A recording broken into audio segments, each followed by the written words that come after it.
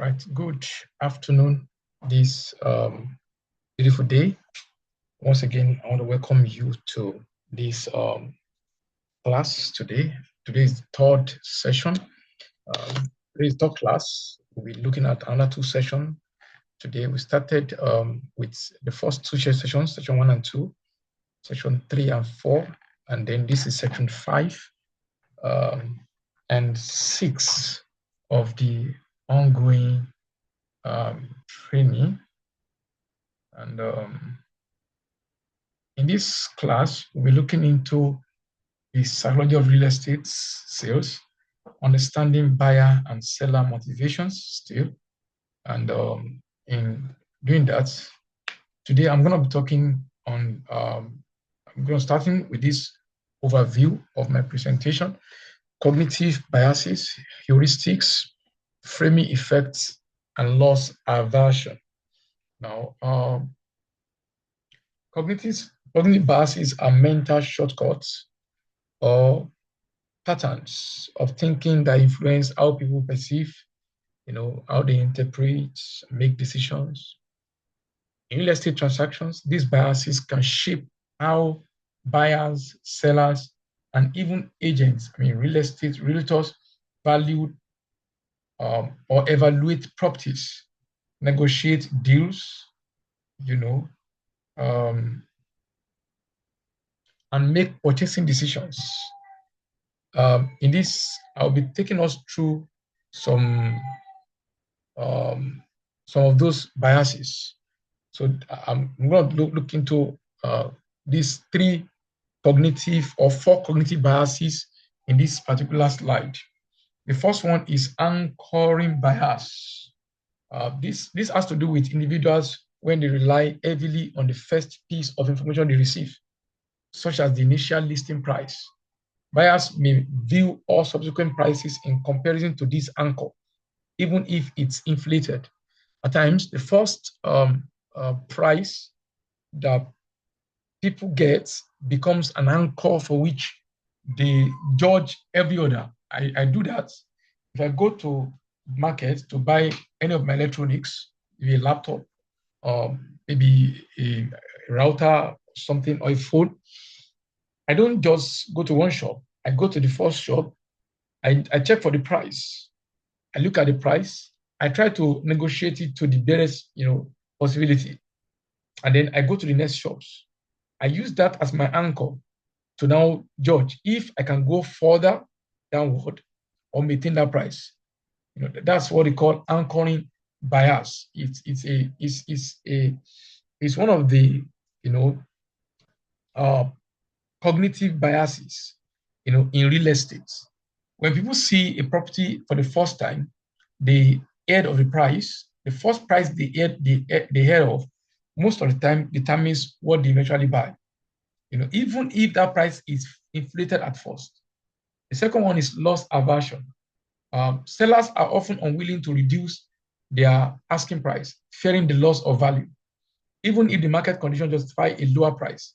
This bias can lead to prolonged listings or missed sales opportunities. It's called loss aversion. That's fear of losing, values. The third one is overconfidence bias. Now, this happens to almost everybody. You have both the buyers and sellers overestimating their knowledge or negotiation skills. This can lead to unrealistic expectations about property values or market trends. Now, this is why for every properties that would take up, either to sell for people or to buy from people, we do a standard valuation process. We go through a standard valuation process that gives us, a good ground, on what is the market value, what is the real market value of the property before we consider it, putting a price on it. The next one is what I call herd mentality, from the word, herd of sheep.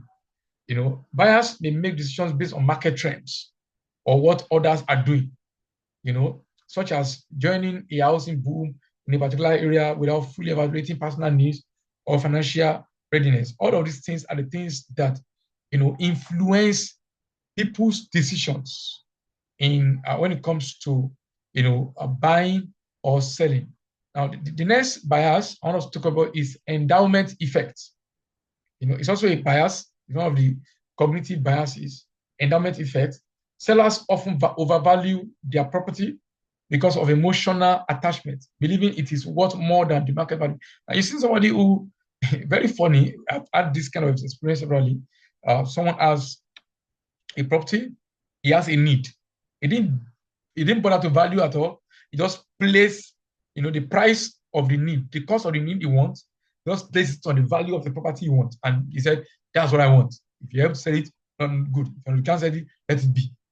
That is endowment effect. It's called endowment effect. The next one is called confirmation bias. Buyers, they focus only on information that supports their desire for a property, e.g., its beautiful design, while ignoring red flags, e.g., structural design, structural issues. There can be structural issues. There can be damp issues, maybe there are dampened walls, and all of that. But the person just comes, you see the beautiful design and all that, and he's gone. He's not looking at, so as a realtor, we must have eyes for some of these details. See what the buyer possibly is not seeing, and what the seller might not even have seen before. It's very important. The next one is recency bias. This have to do with decisions influenced by recent experiences or market trends, such as assuming property values will continue rising after a recent surge, even if the market shows signs of cooling. So people just run like a tornado and just move on like that. It's called recency bias based on the recent, experiences or recent market trends. Meanwhile, you can't always use a recent bias, a recent market trend to judge because things change. Markets can either cool down or heat up, as the case may be. The next one is framing effect. That's the last of those cognitive biases. I've talked about 7: anchoring bias, loss aversion, overconfidence bias, head mentality, endowment effect, conversion bias, recency bias. The last one is framing effect. What is framing effect? It has to do with how information is presented impacts how the impact of presentation of information on decision making. For instance, a party described as having charming vintage features may be seen as desirable, whereas old and outdated conveys a negative impression, even if both describe the same property. So, you want to list a property, the framing, the way you frame, the property can go a long way to determine, to impact decisions of either the buyer, and even of the seller. So I call that framing effect. Now, an example, let me give an example to this. A buyer tours two similar properties. The first is listed 50 million naira. The second is at 45 million naira, but needs minor renovations. The one with 45 million naira needs minor renovations. Now, due to anchoring bias, the buyer may perceive the second property as a bargain, even if the renovation cost exceed 5 million. Now, this is it. Somebody wants to, you take two persons to different properties. One costs 50 million as the value placed on it, another 45 million, but you need to make some minor innovations on it. But you don't even know the value of that minor innovation. An anchoring biased seller, I want to go for the one of 45 million naira without necessarily weighing how much it will cost, to effect the minor innovations that is needed, on that property. Understanding cognitive biases can help greatly, in client behaviors. It can help manage expectations and make more balanced decisions during transactions. Very important, very, very important to note this. And the second kind of biases or kind of stuff to look into is heuristic in decision making in real estate. We talk about cognitive biases. We go into heuristics in decision making in real estate. Heuristics are mental shortcuts, simplifying decision making, especially under uncertainty. In real estate, this shortcut can significantly influence how buyers, sellers, and agents approach property transactions. While heuristics save time and effort, they can sometimes lead to bias or suboptimal decisions, in real estate. So let me give us some common heuristics, in real estate. The first one I noted here is available, availability heuristics. Availability heuristics. Decisions are influenced by readily available information or recent experiences. For instance, if a buyer recently read about property appreciation in Lekki, they may assume all properties in Lekki are good investments without researching the specifics of the area. There are places in Lekki where they are struggling seriously with water, with dampen, with water issue. And if you assume that every property, because when you mention Lekki, everybody are Lekki, Lekki, Lekki, Lekki. I've been to Lekki, and I've seen properties in Lekki that are struggling seriously, seriously struggling. The second one is representativeness heuristic. People judge the likelihood of a property meeting their needs based on how closely it fits their mental model or stereotype. For instance, a buyer may dismiss a modern apartment in Surulere because they associate the area with older homes, even if the property meets all their criteria.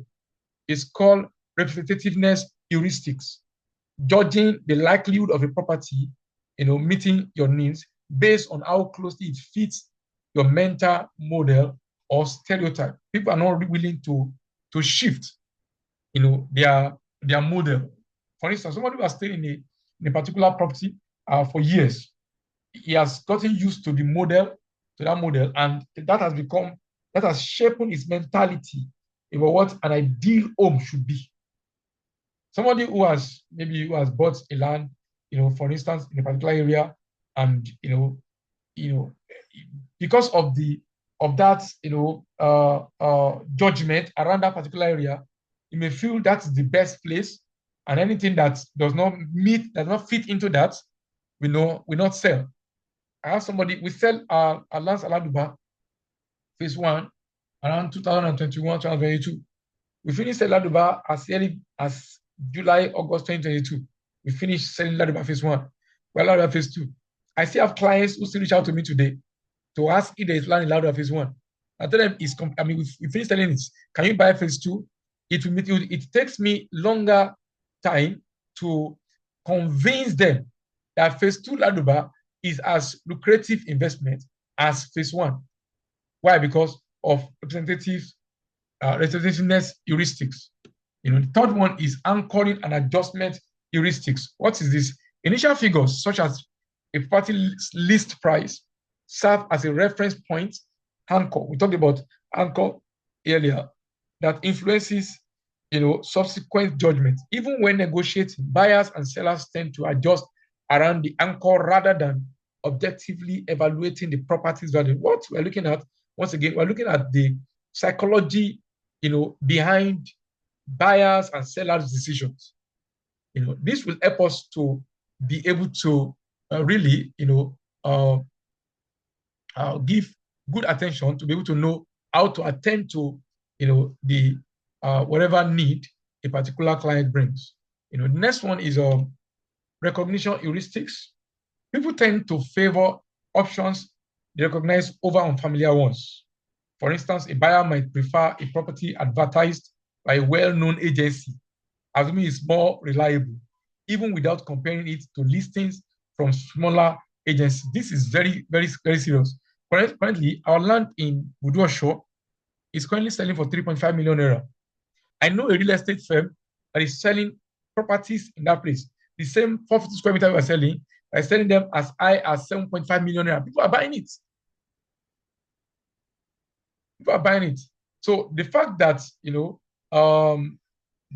company already has a measure of recognition in the city, because on the basis of that, people believe that whatever they do is more reliable, than growing companies, even without necessarily comparing comparing the listing values, comparing the value each of the companies are offering.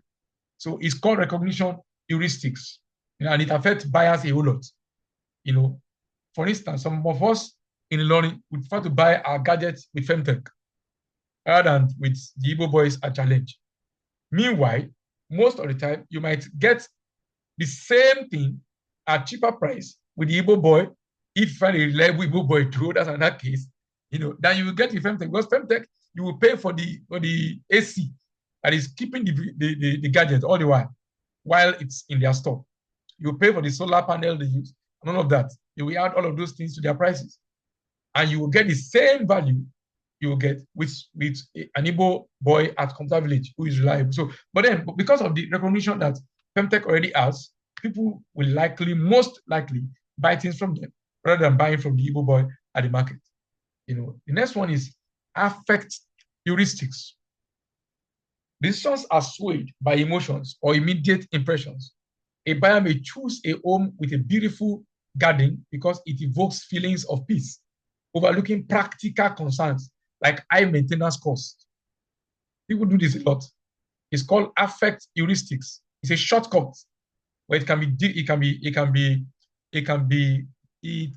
detrimental eventually.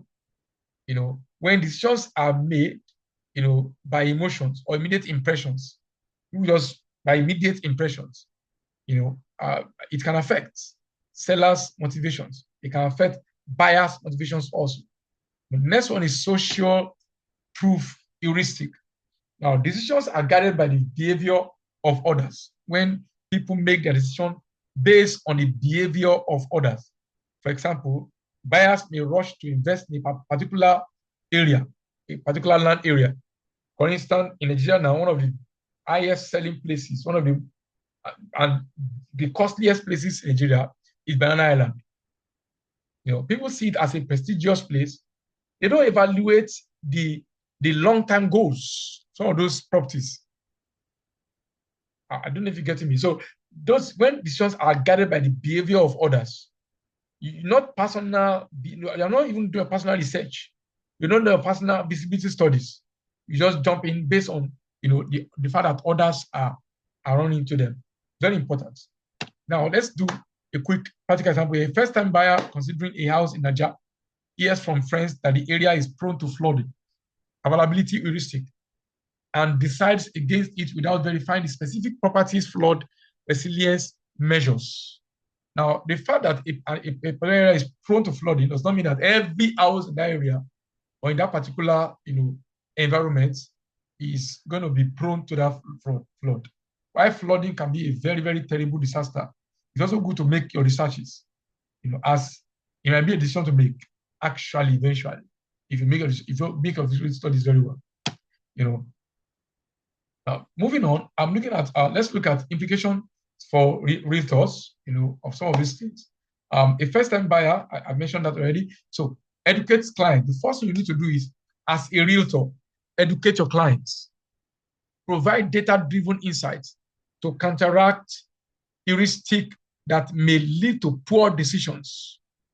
You must be able to educate them. Education is not just limited to school walls. Education has to do with learning, impacting knowledge, impacting information that the person might have not had opportunities to before then. Second one is manage expectations. You must recognize when clients rely on shortcuts and guide them toward thorough evaluations. You must be able to manage expectations. When you notice that, okay, this person is speaking from this angle because is relying on a particular shortcut, you must be able to guide them toward thorough evaluations effectively. The next one is leverage positively. Use affect or recognition heuristics to highlight a property's appealing features or trusted brand association. Framing effect in real estate transaction. The framing effect refers to how the presentation of information influences decision making. I said that earlier. In real estate, the way properties, deals, or market conditions are described can significantly shape a client's perception. And that's very important, to shape your client's perceptions and decisions, strategically by yourself. once in a while, I post on my status. And before posting my status, I make sure I write quality, copy that anybody that reads will know more what I'm saying beyond just posting flyers. And whatever I'm posting are some of these values, some of these strategies I'm showing us in them. Now, pricing strategy is very important. Positive frame. This property is listed 10% below market value, offering great savings for buyers. Now, when you mention that everybody wants to get, the best value they could get in the market, I don't know if it has happened to you before, and you went to buy something somewhere, and by the time you get back home, your friend told you he bought the same thing at a lower price. You feel cheated. You feel pained. But if your friend told you, I bought this thing, you bought your own for 500,000 naira. He said, I got this thing for 600,000 naira just last week. Oh, what happened? Why did you get your own? It's where it gives you a feeling of, yes, I got at the best price. Now, everybody has that mentality. Now, compare this positive frame to a negative frame. The property has been on the market for months, so the seller might accept a low offer. That's a negative frame. For instance, if you said the property has been on the market for months, so the seller might accept a low offer, it means you're saying the market is under the seller is under pressure, so to say. And then the value of the property is not what is being marketed. And that can be very, very devastating. Next one is impact. Buyers may perceive the first property as a bargain and overlook the second's potential value due to its negative framing. So the impact of positive frame is that buyers may build the bargain and overlook the second's potential because of the way it is framed.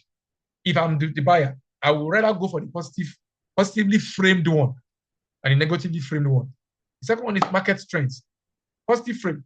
Investing now ensures you benefit from the upward trend in property prices in Ikeja, for instance. Let's use Ikeja here as an example. If you say things like investing now, that's time. Now ensures you benefit from the upward trend in property prices in Ikeja. A negative frame counterpart of that would be prices are climbing and it's becoming harder to afford properties in this area. That's negative. You are saying the same thing, but you are saying in a very negative way. And it's very important that this is noted. The impact is that the positive frame encourages a sense of opportunity. Time is there already. Opportunity to jump into the market and make the most of it is there. While negative frame creates urgency or discourages purchase. Both actually create urgency, but one, goes further to discourage purchase. For instance, currently, Porec, this is December, Porec is currently, having a promo ongoing. They're giving a whooping 12% on all of our lands. Now, if wise realtors, this is the best time to speak to your prospects. The person you have spoken with about has said land is too expensive. I was throwing it to him now. I said, this land is coming with 12% now, and it won't last forever. It's ending on the 31st of December. So if you can now, it's time to make decision. It's very important. The third one is property features. Positive frame says this apartment boasts a cozy and intimate living space, perfect for minimalists. Negative frame says this apartment is small and may not be suitable for larger families. Now, both of them are saying the same thing, but the man who is framing his own thought positively has a higher opportunity to sell than the person who is giving the negative frame. Next one, fourth one is investment potential. A positive frame to that is with new infrastructure projects underway, property values in this area are set to increase by, if you have your data, it can be by maybe 500% in the next 1 year. And it's possible. For instance, our land in Budosho, currently, that land, with what I'm seeing in that place, with the data we have on ground and all of that, that land has a very good propensity of pushing to 200% increase in value in the next 365 days. I'm saying that this is December 2024. By December 2025, that land might have increased by 200%. It's very, very possible. Why? Because of the kind of development that are underway in that particular area. So it's very important. So framing, with all of these things matters so much. Matters so much. Now let's look at some example. A client is interested in a 2-bedroom flat in Lekki. Positive frame, this flat is located in a secure estate and is ideal for young professionals working in Victoria Island, reducing commute time. The negative frame says the flat is compact and doesn't offer as much space as other options in Nigeria. That's negative. That's negative. You won't make sale like that. You won't make sales like that. Now, implication for realtors, use positive framing to emphasize opportunities and benefits. When you are talking to people about land, about a house, about property, use positive framing to emphasize opportunities and benefits like proximity to key locations or growth potential in emerging neighborhoods. People want to know what are the things that are going on in that neighborhood. For instance, that land is 10 minutes away from Cross University, Malete Gates. That's our land at Malete. And in the next few years, it promises to be a good place for hostel accommodation. You have already framed their mind to want to be willing to invest in the future by investing in that land while it's still cheap. But knowing that if a place is going to be good for hostel accommodation in a year's time, it means in a year's time, it's going to increase in price rapidly. Now, you also need to reframe potential drawbacks into opportunities, such as renovation potential instead of needs repairs. Instead of saying it needs repairs, you can say it has some renovation potentials, and all of that. Avoid overframing also, as clients may feel misled if reality doesn't match expectations. So this framing positively does not condone us to tell lies. Integrity is one of what you must take to the market. Transparency is very important. So you don't frame beyond what is to be expected, what is available or realistic. Very important. Now, the next thought is on loss aversion in practice in real estate. Loss aversion is the tendency to fear or feel the pain of losses more intensely than equivalent gains. In real estate, this bias significantly impacts the behaviors of both buyers and sellers, often leading to overly conscious or emotionally charged decisions. Let's look at examples of loss aversion in real estate. Number one is sellers overpricing their property. A seller emotionally attached to their family home in Lagos might refuse to lower their asking price, feeling as selling at a lower price represents a loss of the home's perceived value. And on the basis of that determines the price for which they want to list it. A practical outcome, the property remains unsold for months, even for years, because the seller prioritizes avoiding perceived financial or emotional loss over responding to market realities. The second one is buyers avoiding risks. A buyer hesitates to invest in an upcoming area like Ekwe, fearing the potential loss of money if the area doesn't develop as anticipated. Now, the practical outcome is that the buyer misses out on long-term appreciation as the area's value grows over the time. I've been to Ekwe before. There was a time we had a deal in Ekwe, and I saw how that the majority of places that are being sold in Ekwe currently are thick bushes. For those thick bushes, I tell you the truth, I lie not. It's a matter of time. They're going to become thick cities also. So these are very important things to bear to heart. The third example I want to share is reluctance to sell under market conditions. During a market downtown, a homeowner in Abuja refuses to sell a property, thinking they would lose money compared to the value it had a year before them. And the practical outcome is that the seller delays the sale, risking further depreciation as the market declines. Homeowners keeping properties vacant. A landlord in Port Harcourt leaves their property unoccupied rather than reducing rent, feeling that lowering the rate signifies a loss of income. I don't know how people think like this, but people think like that. There are landlords who will do that. The practical outcome is the property generates no income, the landlord absorbs maintenance costs, and the property actually degenerates in value as time goes on. Because people living in the house adds value to the house. Very important. Now let's look at some cognitive biases related to this. The first one is to reframe losses as gains. I'm looking at strategies, for realtors to address loss aversion. Reframe losses as gains. Highlight the benefits of taking action now. For instance, selling at this price will allow you to reinvest in a more lucrative area. By that, you have positioned the person, in a different way. Considering that by reducing rent slightly, you'll attract tenants quickly and ensure a steady income for yourself. You can use data and market trends, provide evidence to show clients that their decisions align with the current market, helping them see that a lower price isn't a loss, but a strategic, adjustment. Very important. The next one is focus on future benefits.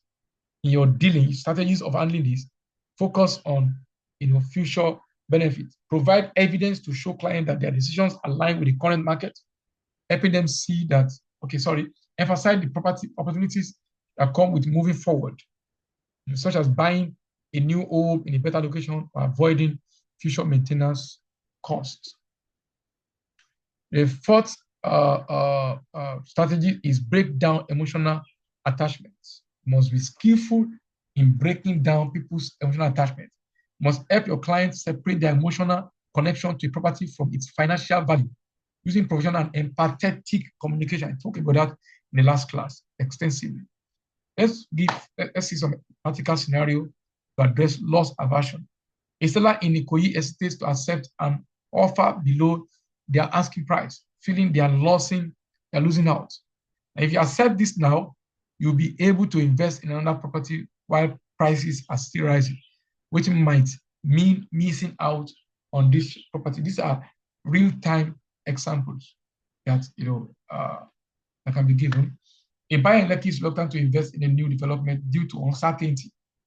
You can respond like, this area has seen a 15% annual appreciation in the last 3 years. Purchasing now positions you to benefit from future growth. These are some of the ways we are able to manage people's psychological effects, as it affects their decisions. Now, section 6 is where I'm going to next now. I've done section 5, this section 6. Understanding cultural and socio-economic factors in Nigerian real estate. I am very interested in this particular session. The overview here, my presentation will cover overview of the Nigerian real estate market, cultural factors influencing real estate decisions. Also look at socio-economic factors influencing real estate decisions, strategies for adapting to cultural and socio-economic differences. Now, let's quickly look at the overview of the Nigerian real estate market. The Nigerian real estate market is one of the most dynamic and rapidly evolving sectors in Africa, driven by a combination of population growth, urbanization, and economic development. However, it also faces, unique challenges that influence property demands and transactions. Now, here I'm going to show us some of the comprehensive overview of the market's key characteristics. The first one is population growth and housing demand. Now, today, Nigeria's population, being the largest in Africa and projected to exceed 400 million by 2050, is a significant driver of real estate demand. The urban population, currently over 50% of the total, continues to grow as rural to urban migration accelerates. Cities like Lagos, Abuja, Port Harcourt, Ilorin, Akure, Ibadan experience immense pressure to provide adequate housing, particularly Lagos, Abuja, and Port Harcourt currently. And this is leading to increased demand for both affordable housing and luxury apartments. So population growth and housing demand, affect greatly. And we must understand that. Next one is urbanization, development. Now, before I move on to this, still on population growth and housing demand, one of the marketing insights that I have is that while the demand for housing is high. There is an estimated housing deficit of over 20 million units currently.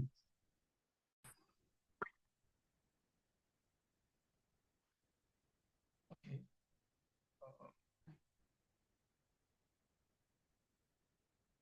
Let's share it.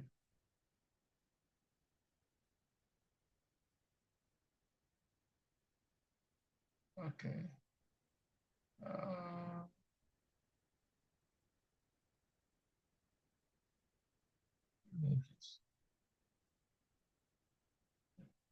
I want to be sure my screen is still shared. Oh,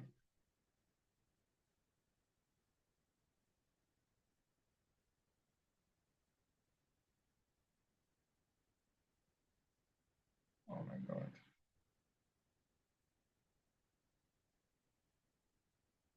Okay. Um, this, thank you. All right. Um, I've gone this far. Uh,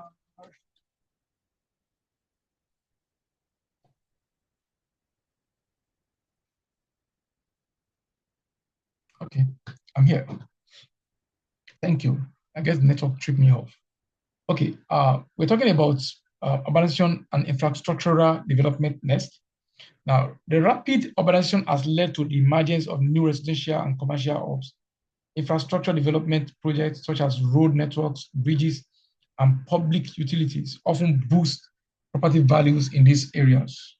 Now, an emerging hotspot is that suburban areas like Ibejuleki in Lagos and Lugbe in Abuja are becoming investment.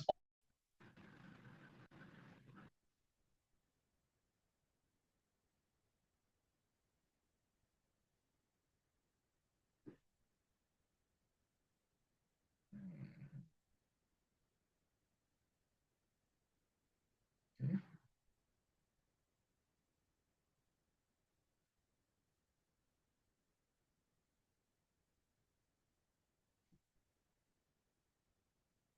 my God.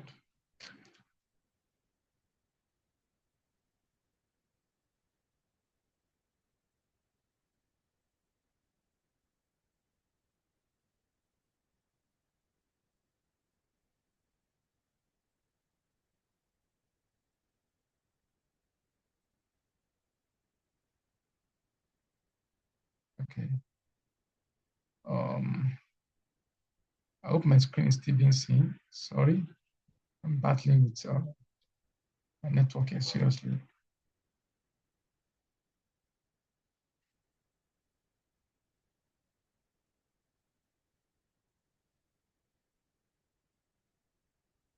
Okay, I think I'm somewhere around here.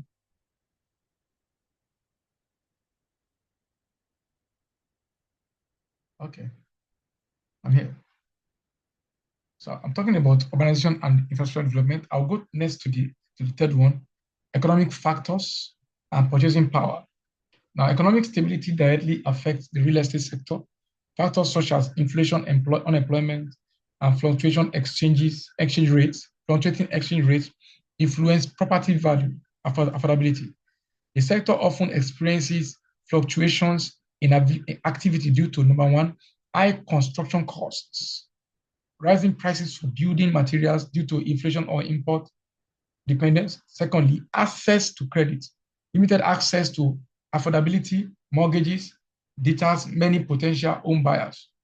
Now, the market reality to this is that the luxury real estate segment caters to high income individuals, while the middle and low income brackets struggle with affordability, often relying on informal housing markets. And these are the things that we've been craving for. In our last summit, these are some of the things I mentioned that I believe that if uh, investors begin to look more into investing in, low cost estates, middle and low income owners, will have there's so much gap in that area actually.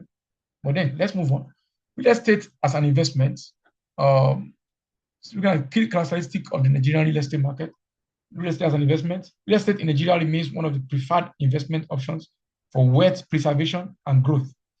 Property ownership is often viewed as a symbol of stability and prestige, making it a popular choice for both individuals and institutions. Now, we have the commercial real estate, trying to do an overview of real estate as an investment in Nigeria. We have the commercial real estate with the growth of businesses and retail, demand for office spaces, shopping malls, mixed-use developments are rising, particularly in urban areas. Then we have residential, real estate, gated communities and serviced apartments are gaining popularity also among middle and upper class buyers due to enhanced security and amenities. Now the fifth one is regulatory and policy environment. Government policies, of course, and regulations significantly influence real estate practices in Nigeria. For instance, the Land Use Act governs land ownership, but is often criticized for creating bureaucratic hurdles. Affordable housing initiatives, such as the National Housing Fund, aim to reduce the housing deficit, but require more efficient implementation and less politicizing. You must get the best out of some of those things. Let's look at some of the challenges for realtors. Navigating land ownership laws and title registration processes can be complex and time-consuming. Realtors must educate clients. As realtors, we must know how to educate our clients on legal requirements and ensure due diligence to prevent disputes. Dispute does not pay anyone eventually. So let's look at some of the challenges. We have number one, housing deficits. The growing demand for housing far outpaces supply, particularly in low-income categories. Second one is high rental costs. Urban areas experience skyrocketing rent currently. In Lagos, in Abuja, in Port Harcourt, even in London here, it's making affordable housing scarce. Affordable housing service is scarce currently. The third one in that challenge there is informal real estate practices. Unregulated agents, undocumented transactions can lead to fraud and disputes. So people fall into unnecessary, fraudulent agents outside there who never had any experience in real estate, but they just heard that somebody is selling land and they became agent. Anybody now who knows that someone wants to sell land has become an agent automatically. The next one is infrastructure deficits. Inconsistent power supply, poor drainage, limited access to water and road in some areas reduce property appeal seriously, very seriously. Now, another area we need to look into quickly before I round up this particular session is cultural factors as they influence real estate decisions, in Nigeria. Cultural values and traditions play, a very, very significant role in shaping real estate decisions. In Nigeria, buyers and sellers often prioritize property features that align with their cultural preferences and communal practices. Let's look at some cultural factors that influence real estate decisions in Nigeria. Family-centric decisions is the first one. In Nigeria, extended families are a cornerstone of societal structure. Buyers may seek properties with enough space to accommodate family gatherings or multiple generations under one roof, such as homes with extra rooms or expansive living areas. This affects, this factor influence decisions greatly in Nigeria today. In Ilorin currently today, most of indigenes who are buying properties, buying lands, are looking for something to expand their family, that extended family life. Even in 21st century. Then the next one to look at is land as a legacy. Land ownership is deeply ingrained in many Nigerian cultures as a symbol of wealth, stability, legacy. Buyers often view property acquisition as a generational asset that can be passed down to heirs. You hear things like Ogun delay, passed down to heirs. So real estate has been a a legacy, of wealth transfer, as far back as Bible days. But in Nigeria, it's not just seen as a legacy of wealth transfer, it also gives a kind of hedge, dignity of families. What can you leave for your children? Is a pride in Nigeria of today. And so land is seen as a legacy. Next one is proximity to cultural hubs. Certain buyers prioritize properties near cultural centers, places of worship, churches, mosque. And some persons will build their house and build mosque next to the house. Also ancestral villages. Some tell you that if I'm going to buy any land, I want to buy land close to my hometown. So proximity to cultural hubs influence property buying and selling. Realtors must recognize and respect these preferences to present culturally appropriate options. Everybody has a right to why they make their decisions. You are not in the right place to, convince them otherwise. You just, help them to prioritize, what works against what doesn't work in midst of it all. So I have an example here I want us to look at quickly before I go on to the next slide and begin to wrap up in particular these thoughts, today.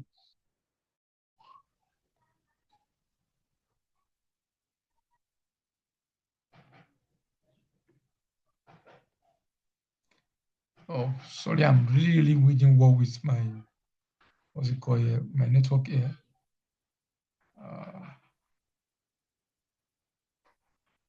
Okay, I was talking about socio-economic factors influence real estate decisions. Okay, cultural factors influence real estate. I was trying to give an example in this regard before I move on to the next thoughts. Okay, I'm still recording.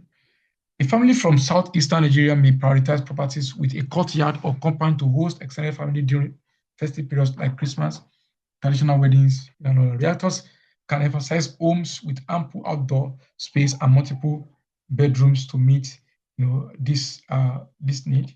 Let's look at socio-economic factors influencing real estate decisions in Nigeria. Number one here is income and affordability. An example, a mid-level civil servant earning a steady salary, might prefer a modest three-bedroom bungalow in a developing area with flexible payment plans. Realtors could present properties in suburban areas like Ikorodu, Lagos, where, as affordable alternatives to high demand to those who are living in Lagos